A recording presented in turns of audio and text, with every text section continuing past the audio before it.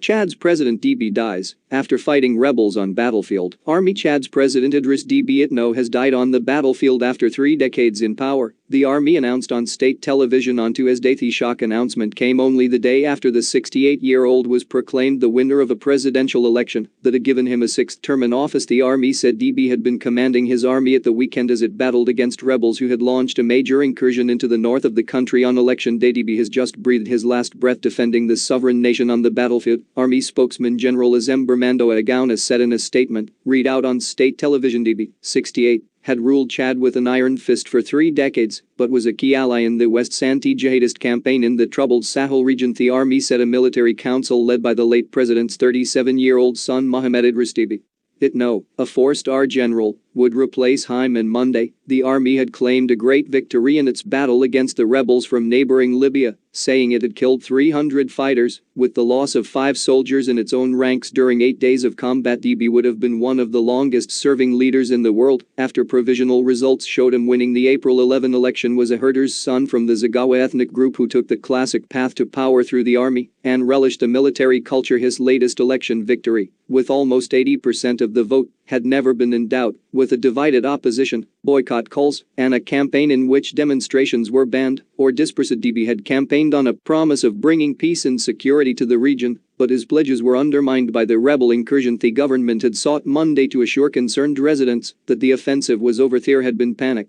in some areas of N'Djamena on Monday after tanks were deployed along the city's main roads. An AFP journalist reported the tanks were later withdrawn apart from a perimeter around the president's office, which is under heavy security during normal times. The establishment of a security deployment in certain areas of the capital seems to have been misunderstood, government spokesman Sharif Mohammed Zine had said on Twitter on Monday. There is no particular threat to fear. However, the U.S. Embassy in N'Djamena had on Saturday ordered non-essential personnel to leave the country, warning of possible violence in the capital.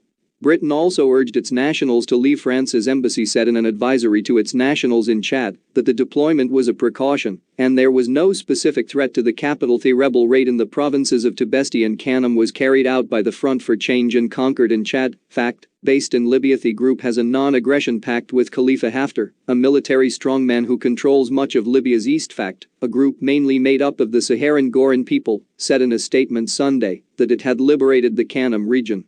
Such claims in remote desert combat zones are difficult to verify. The Tibesti Mountains near the Libyan frontier frequently see fighting between rebels and the army, as well as in the northeast bordering Sudan.